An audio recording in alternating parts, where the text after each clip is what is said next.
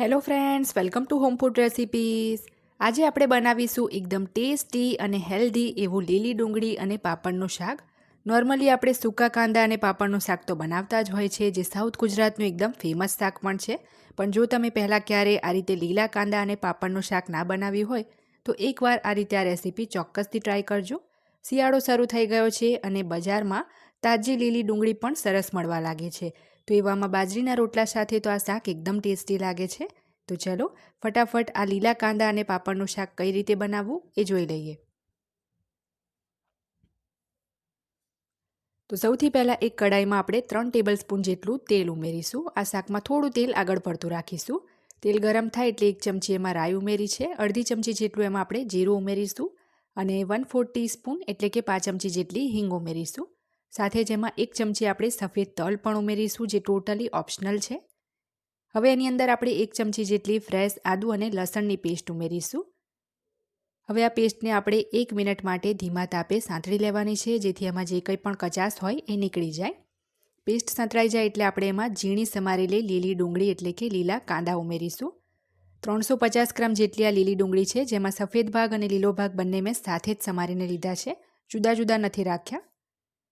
તો હવે આમાં લીલી ડુંગળીના ભાગનું આપણે મીઠું ઉમેરી દઈએ અને બરાબર મિક્સ કરીને 2 થી 3 મિનિટ માટે ડુંગળીને આપણે ચડવા દેવાની છે. અત્યારે તમને ક્વોન્ટિટી વધારે દેખાય છે, ડુંગળી ચડી જાય પછી એની ક્વોન્ટિટી આપોઆપ ઓછી થઈ જશે. તો 2 થી 3 જ મિનિટ અહીંયા ડુંગળીને મેં ચડવા દીધી છે અને તમે જુઓ ક્વોન્ટિટી પહેલાં કરતાં થોડી ઓછી થઈ ગઈ છે. તો હવે એમાં આપણે બાકીના મસાલા ઉમેરવાના છે. તો બાકીના મસાલામાં આપણે અડધી ચમચી એમાં તીખું લાલ મરચું ઉમેરીશું. સાથે જ કલર માટે 1 ટેબલ સ્પૂન જેટલું કાશ્મીરી લાલ મરચું ઉમેરીશું. આગળ આપણે એમાં પાપડ પણ ઉમેરવાના છે, જેથી તીખું મરચું વધારે નથી ઉમેર્યું. 1 ટેબલ સ્પૂન ધાણા જીરું પાવડર અને અડધી ચમચી એમાં હળદર ઉમેરી છે. હવે બધું જ બરાબર મિક્સ કરીને મસાલાને 2 મિનિટ માટે આપણે ચડવા દઈએ, જેથી મસાલાની પણ કચાશ એમાંથી દૂર થઈ જાય. તો 2 મિનિટ શાકને ચડવા દીધા પછી હવે આપણે તેમાં 3 મીડિયમ સાઇઝના એટલે કે ગ્રામમાં 200 ગ્રામ જેટલા ઝીણા સમારેલા ટામેટાં ઉમેર્યા છે. સાથે જ ટામેટાના ભાગનું પણ એમાં મીઠું ઉમેરી દીધું છે અને અડધો ગ્લાસ જેટલું એમાં પાણી ઉમેરીશું. હવે બરાબર મિક્સ કરીને આપણે ઢાંકીને 5 મિનિટ માટે ટામેટાને ચડવા દેવાના છે. જ્યાં સુધી ટામેટાં સોફ્ટ ના થાય ત્યાં સુધી એને ચડવા દઈશું. 5 મિનિટ પછી આપણે પ્લેટને ખોલીને જોઈ લઈએ તો તમે જોઈ શકો છો ટામેટાં અહીંયા એકદમ સરસ પોચા થઈ ગયા છે. તો હવે આ સ્ટેજ ઉપર આપણે એની અંદર 3/4 કપ જેટલું એટલે કે પોણો કપ જેટલું મીડિયમ ખાટું હોય એવું દહીં ઉમેરવાનું છે. તો દહીં જે છે અહીંયા એકદમ વધારે પડતું ખાટું નથી લેવાનું, અને જો દહીં વધારે પડતું ખાટું લેશો તો તમારે એમાં 1 ચમચી ખાંડ પણ ઉમેરવી પડશે. તો દહીં બરાબર અહીંયા મિક્સ કરી લીધું છે. હવે એની અંદર આપણે 1/3 કપ જેટલો સિંગદાણાનો પાવડર ઉમેરીશું. સિંગદાણાને શેકીને છોલીને મિક્સરમાં પાવડર કરીને લીધો છે. સાદું જે લીલું ડુંગળીનું તમે શાક બનાવો એના કરતાં આ રીતે આ શાક તમે ચોક્કસ બનાવજો, ખાવામાં ખૂબ જ ટેસ્ટી બનશે. તો હવે 2 મિનિટ માટે ઢાંકીને ફરીથી આ શાકને આપણે ચડવા દેવાનું છે.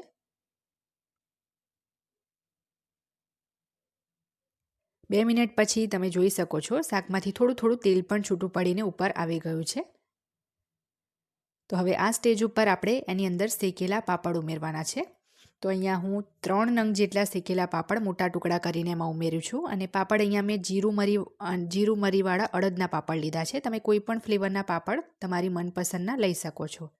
તો પાપડને આપણે બરાબર મિક્સ કરી લઈશું અને પાપડ ઉમેર્યા પછી આપણે મિક્સ થાય એટલે તરત જ ગેસ બંધ કરી દેવાનો છે. પાપડ ઉમેરીને ગેસ વધારે આપણે ચાલુ નથી રાખવાનો. તો હવે ગેસ બંધ કરી દઈએ અને છેલ્લે આપણે એની અંદર થોડું ઝીણું સમારેલું લીલું લસણ પણ ઉમેરી દઈશું અને હવે આ શાકને આપણે સર્વ કરી લઈએ. ખાવામાં આ લીલી ડુંગળીનું શાક એકદમ હેલ્ધી છે. તમે આ શાકને રોટલી ભાખરી સાથે પણ ખાઈ શકો છો, પણ ખાસ કરીને શિયાળામાં બનાવતા હોય તો બાજરીના રોટલા સાથે તો એને ખાવાની ખૂબ જ મજા આવી જાય છે. તો આ રીતે આ રેસીપી એકવાર ચોક્કસ ટ્રાય કરજો.